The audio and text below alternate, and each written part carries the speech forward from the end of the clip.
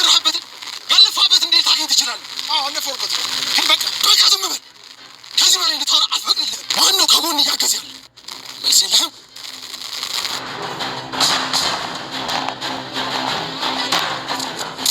እዚህም ሆነ ከህይወቴ ውልቅ ብለሽ ውጪ። ለምን? ቆይ ምን አይነት ጥያቄ ነው? የኔ ቤት ስለሆነ ነዋ። እሺ በቃ ትንሽ ይሻለኝና ከዚህ ይቀር። ያው ላንቺም ቢሆን የሚሻለሽ አዲስ ህይወት መመስረት ነው።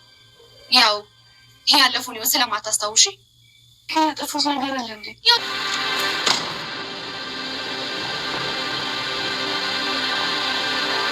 ጂሪዝም ታደርጊያለሽ? ያው ቤሌን ያለችበትን ሁኔታ ለማየት ነው። እንደዛ ከሆነ ጥሩ። ደህና ሚስጥረኝ። ምን ማን ያልሽው? ጄሪ እባክሽ ያለችበትን ሁኔታ እያወቅሽ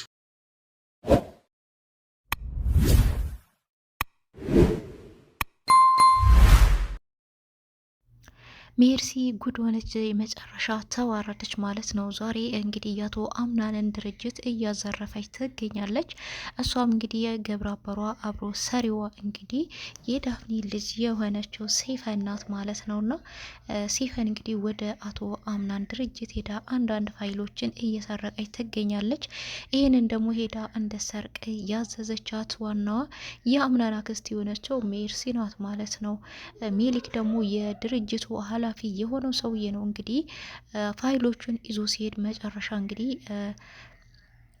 ቹኒያ ነገሮች እንደተበላሹና አንዳንድ ፋይሎች እንደተሰረቁ ባየች ጊዜ ቀጥታ ወደ እሱ ነበር የደወለችው። አምናንም በጣም ነው የደነገጠው። ማን ሊሰርቅ ቻለ? ማን ነው እንደዚህ የሚያደርገው? የሚል እንግዲህ ጥያቄ ፈጥሮበት ነበረ። መጨረሻ ግን ሌባው ማን ነው? አዘራፊው፣ ዘራፊው ማን ነው የሚለውን ነገር አቶ አምናን ሁሉንም ነገር ደርሶበታል ማለት ነው። ሰላም ጤና ይስጥልኝ ውድና የተከበራችሁ የቻናሌ ቤተሰቦች ሁላችሁም ሰላም ብያለሁ። በያላችሁበት ሰላማችሁ በዘት ተረፍረፍ ይበልኝ እያልኩኝ ለቻናል አዲስ ናችሁ ሰብስክራይብ ያደርጋችሁ፣ ነባሮች ደግሞ ላይክ ያደርጋችሁ ለምታበረታቱኝ ከልብ አመሰግናለሁ። ድራማ እንግዲህ በጣም የሚገርም ትዕይንት ነው ዛሬ እንግዲህ የተፈጠረው ማለት ነው። አቶ አምናን በጣም ጎበዝ እየሆነ ነው። አንዳንድ ነገሮችንም እየደረሰባቸው ይገኛል። ሜርሲም አንዳንድ ሚስጥሮችን እየዘረጠጠች ትገኛለች ማለት ነው። ነገር ግን ማስመሰሏ በጣም ከባድ ነው። እሱ እንግዲህ አቶ አምናን ጋር ሄዳ ዳፍኒን የምትባል ሴትዮ ልጇ አለች፣ ህይወትህን እያመሰቃቀለች ነው። ይሄ ሁሉ የሆነው በእሷ ምክንያት ነው። የድርጅትህን ግማሽ የሚያጣከው በእሷ ምክንያት ነው ብለዋለች ማለት ነው። ስለዚህ ለማንኛውም የዳፍኒን ልጅ እፈልጋታለሁ፣ አንተም አፈላልጋት ብላለች። ይህንን የሰማች እንግዲህ ሜርሲ ይህን ስለሰማች ይህ ነገር እውነታው እንዲወጣባት አልፈለገችም። ስለዚህ የወሰነችው ምንድን ነው? ሜርሲ ያለቻትን ሁሉ ማድረግ ነው። በቃ ሜርሲ ወደ ላከቻት ቦታ ሁሉ ተልካ ያለቻትን ነገር ማድረግ ብቻ ነው ማለት ነው። ስለዚህ በቃ እኔ መሆኔን እንዳትነግሪ፣ ገና ብዙ የምሰራቸው ስራዎች አሉ፣ አግዥኝ የምትኝ ነገር ሁሉ አግዝሻለሁ ነበር ያለቻትና እሷም እንደዛ ከሆነ አቶ አምናን ድርጅት ውስጥ ትሄጃለሽ፣ ቢሮ ውስጥ የምታገኛቸውን ፋይሎች ሁሉንም ሰርቂያለሽ፣ ከዛን ሜሊክ በር ላይ ይጠብቅሻል፣ እሱም የኔ ግብረ አበር አብሮኝ የሚሰራ ሰው ነው። ስለዚህ እሱን ሰርቀሽ ፋይሎቹን ለሜሊክ ታቀቢዋለሽ ነበር ያለቻት። እሷም እንግዲህ ምን ምርጫ ስለሌላት እሺ ብላ ነበረ ይህን ስራ እየጀመረችው። ነገር ግን ቀጥታ ወደ አምናን ድርጅት ነው እሷ እያመራችው ማለት ነው። ሌላ እንግዲህ አንገቷን እነቅ ባደረገቻት ጊዜ የሙስጠፋን ሚስጥርም አውጥታለች ማለት ነው። ተይኝ፣ እኔ ምን አድርጌ ነው የምትይኝ? ሙስጠፋ እኮ ነው በግማሽ ሚሊዮን ብር አሳልፎ እየሸጠች ነበር ያለቻት።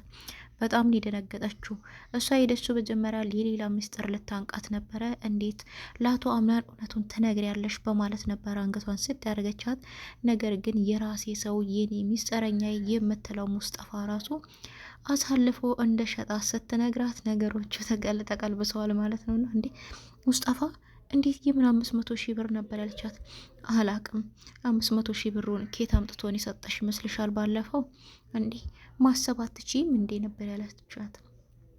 እንዴ ከማን ነው ተቀብሎ የሰጠኝ ብትላትም እጅ ጠይቂዋ፣ ይሄንን እሱን ብትጠይቂው አይሻልም እንዴ? እኔስ ሊሄደ ምን ትላለች ብላ ነበር ስታት ሄደችውና ሲፈን በጣም ነው የደነገጠችው። እንዴ ባለፈው እየሰጠኝ 500 ሺህ ብር የምን ብር ነው? እቺ ሰው እውነቷን ያለች አለችው። ስለዚህ ሙስጠፋ እውነትን በቃ አሳልፎ ሰጥቶኛል ማለት ነው። እንግዲህ እሱ ያኔ ይሄንን ብር ኬት ነው ያመጣኸው ብላ ስትጠይቀው አመጣጡ አይጭነቅሽ፣ አንቺ መጨነቅ ያለብሽ ምን ልስራበት፣ ምን ላድርግ ብለሽ ነው መጨነቅ ያለብሽ ነበር ያላት።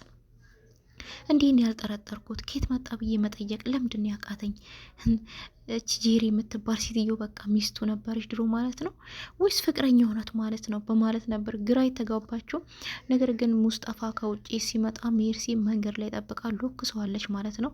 አንተ ደግሞ ፍቅረ ከድሮ ሚስትህ ጋር እዚህ ቤት የምትኖረው አንሶክ እኔን ጥቅም ወዳድ እንደሆንኩ ደግሞ ለሲፈን ነግረሃት ነበር ያለችውና፣ እንዴ ይሄን ደግሞ ማን ነገረሽ?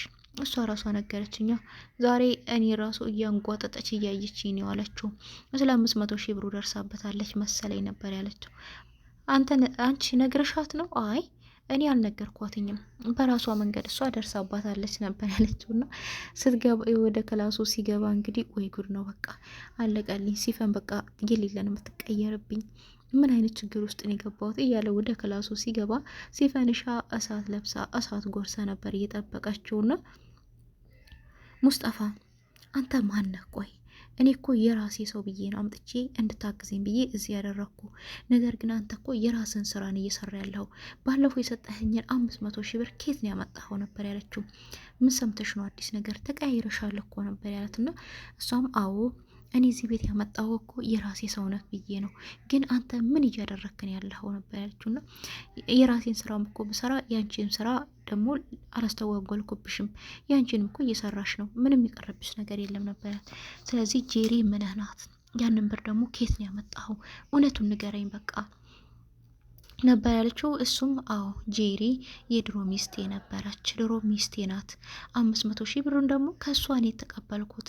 ስለዚህ ይሄ ደግሞ የኔ ሀቅ ነው፣ የኔ ድሮ የበላችው ብሬ ነው ነበረ ያላትና በጣም የተናደደችው ሲፈን ሙስጠፋን ትወደዋለች። አፍ አውጥታ ግን እወድሃለሁ ማለት አልቻለችም፣ ተቸግራለች።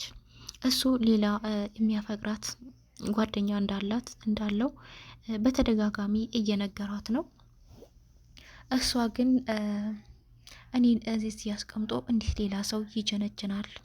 በመቀራረብ እኮ ፍቅር ይመጣል። እኔ እነሱ እንዴት ነው መፈቃቀር ያቃተን የሚለው ጥያቄ ፈጥሮባታል ማለት ነው። ጄሪሻም እንግዲህ በጣም ተናዳ ብሌንን እያመነጫጨቃት ነበረና እሱም እንግዲህ ምክንያት የሆነው በሜርሲ ምክንያት ነው። ሜርሲን እንግዲህ ጄሪ ምንድን ያለቻት እኔና አንቺ ፍቅራችን እንደ ድሮ ሊመለስ ይገባል፣ እንደ ድሮ አብረን መስራት አለብን ያለቻት። ይህን ያለችበት ምክንያት ደግሞ የአምናን ሀያት እንግዲህ ምንድን ያለችው አንቺ እስከ መቼ ድረስ ነው እንደዚህ የምትቀጥው? ለምን አልወለድሽለትም ልጅ ነበር ያለቻት። እሷም እንግዲህ አይ ሀያቴ ከዚህ እኮ ፌል አርግቶብኝ ነው እንጂ ከአምናን እኮ አርግዤ ነበር ያለቻት። ጭራሽ ከአምና እርግዤ ነው ያልሽው? ሌላ ባላለሽ እንዴ? ወይስ በባልነቱ እየተጠራጠርሽ ነው ነበረ ያለቻትና አይ በጣም እዚህ ስሜት ሳስታውሰው በጣም ስለምረብሽ ለዛ ነው፣ ደግሞ ሁሉም ነገር ይሆናል አንድ ቀን ነበር ያለቻት። አምናንም አይ ሀያቴ በጣም ልቤ ሌላ ነገር ነው እየተሰማኝ ያለው። በፊት ምርጫዬ ቢሆንም አሁን ግን ልቤ ሌላ ነገር ነው እየነገረኝ ያለው። ስለዚህ ምንም የቆረኩት ነገር የለም ነበር ያለውና እሷም ሁሉም ነገር ይስተካከላል፣ እኔ ራሴ ነኝ የማስተካከለው እያለችው ነበርና እያለ ነበር አምናን። እንግዲህ በዚህ ምክንያት ነው ከሜርሲ ጋር አብሬ መሆን ያለብኝ ብላ የወሰነችው ጄሪ። አሁን ሜርሲ ግን ልታስጠጋት አልፈለገችም። ስለዚህ እቺን ብሌን የምትባል ልጅ ከዚህ ቤት መንቅሬ ማውጣት አለብኝ፣ አምናንን ባይኔ እያየውማ አሳልፍ ያልሰጣትም ነበር ያለቻት። ስለዚህ እንዴ ማየት ካቆምሽ እኮ ቆይተሻል፣ አንቺ ዛሬ ነው እንዴ የምታየው? ቆየች እኮ ከነጠቀችሽ ነበር ያለቻት ሜርሲ። በአይን እያየውማ በፍጹም አልሰጣትም ነበር ያለቻት። አይን ብቻው ፈጦ ምን ይሰራል? ጀርባዋን እንደተመጣሽ መንቆራሪት አይንሽን አፍጠሽ ማየት ካልቻለ ምን ዋጋ አለው?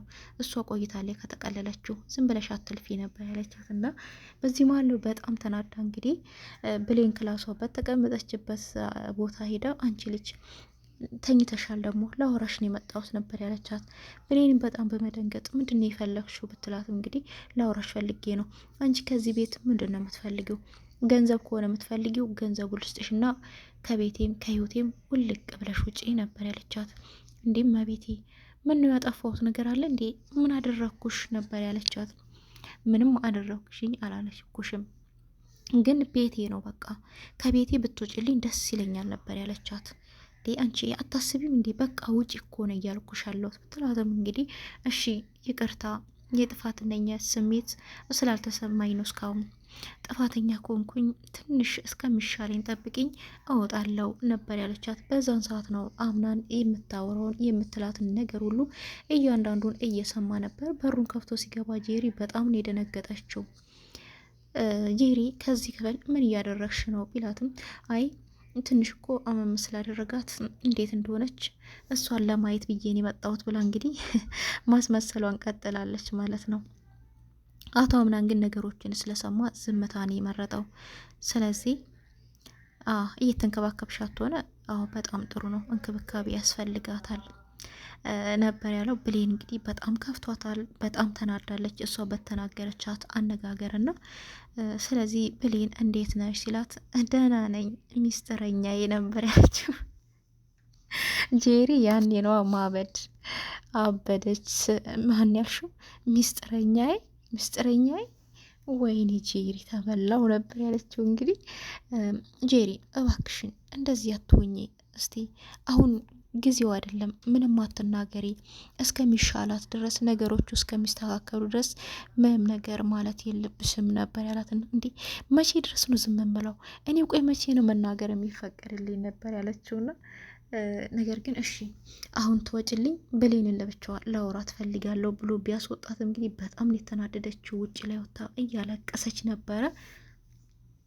ሰቅ ብላ ወይኔ እድሌ ምን ባጠፋ ነው? ማን ቢረግመኝ ነው እንደዚህ ሆኖ እድሌ መስቀልቅል ሊሆኑ? ተደሰትኩ ስል አዝናለሁ፣ አዘንኩ ስል እደሰታለሁ። ምን አይነት ህይወት ነው እያጋጠመኝ ያለችው ነበረ። አቶ አምናንም እንግዲህ ብሌን በጣም እንዳዘነች እየነገረችው ነበረ። ቆያች ልጅ እዚህ ቤት ምንድን ነው ኃላፊነቷ? እህትህ ናት፣ ዘመድህ ናት፣ የቤት ባለቤት ናት። አልገባኝም ጄሪ የምትባለው በጣም ከፍቶኛል። እንደዚህ አይነት አነጋገር መናገር አልነበረባትም። እኔ ምንም ማሰብ ባልችል እንኳን እንደዚህ አይነትም ያስከፋና መጥፎ ቃል ልትናገረኝ አይገባም ነበረ። ስለዚህ እኔ ጥፋት ካለብኝ ከዚህ ቤት መሄድ አለብኝ እንጂ አሁን እንኳን ሰው ላይ ሸክም ይሆንኩል እየመሰለኝ ነው፣ እየተሰማኝ ነው ነበር ያለችው። አቶ አምናን ግን በፍጹም እንደዚህ አይነት ስሜት ሊሰማሽ አይገባም፣ እንደዚህ አይነት ነገር ማውራት የለብንም። ስለዚህ አሁን አንቺ ማዳመጥ ያለብሽ ህመም ብቻ ነው። ደግሞ አንቺ ራሱ ከዚህ ቤት የምትሄጂ ከሆነ እኔም አብሬሽ ነው የሚሄደው ነበር ያላትና እንደዚሁም ውጭ ላይ ቁጭ ብላ ተፈጥሮዎችን እያደነቀች ነበር። እሱም የኔ ሰላም፣ እኔ አንቺ ጋር ስሆን ነው ሰላም የሚሰማኝ። ተፈጥሮዎችን እኮ በፊትም ታደንቂ ነበረ፣ አሁንም ያ ነገርሽ አልተቀየረም፣ ተፈጥሮ ታደንቂ ያለሽ እያለ አብሮ ተቀምጦ ነበረ። ጄሪን በጣም አዝናና በምታለቅስበት ሰዓት የተመለከተ ሙስጠፋ ወይኔ ሚስቴን ዛሬ ባለው አስቀይሞብኛል መሰለኝ እያለቀስሽ ነው? አዎ በጣም ከፍቶኛል ሙስጠፋ፣ አንተ አትወደኝም እንዴ ነበር ያለችው። እኔ አንቺን እንኳን ልወድሽ አላስበውም። እኔ አንቺ እንደውም ይቅርታ አድርጊልኝና እውነቱን ንገረኝ ካልሽኝ አንቺ በጣም ስታዝኝና ስታለቅሺ ደስ ይለኛል ነበር ያላት። ምክንያቱም ከዚህም በፊት ብዙ ተጫውታበታለች፣ ብዙ ገንዘብ በልተዋለች ፍቅረኛ በመምሰል። ነገር ግን አሁን በጣም ደስ የሚለኝ አንቺ ስታለቅሺ ነበር ያላት። እንግዲህ እሷም ገንዘብ ወዳድ እንደሆነች እየተናገረች ነበረ። ነገር ግን እባክህ ብቻዬን መቅረቴ ነው፣ አንተን እንኳን ማጣት የለብኝም እያለችው ነበረ። ሲፈንም ወደ አቶ አምናን ድርጅት አምረታለች። ድርጅት ውስጥ የሚገኙትን ፋይሎች፣ አንዳንድ ፋይሎች ሁሉ እንግዲህ ሰርቃ ወደ መኪና ውስጥ ለሜሊክ አቀብለዋለች ማለት ነው። አምናን እንግዲህ ጁኒያ ስልክ ስትደውልለት ማን ነው እንደዚህ የሚያደርገው በማለት እዛው አካባቢ ነበረ። እንግዲህ እሷን አይቷታል። ነገር ግን ወዴት እንደሄደች ጠፋችበት መኪና ስር ገብታበታለች ማለት ነው። የሜሊክ መኪና ክፍት ስለሆነ የሰረቀችውን ፋይል ወደ ሜሊክ መኪና ውስጥ ልትወረውረው ችላለች ማለት ነው።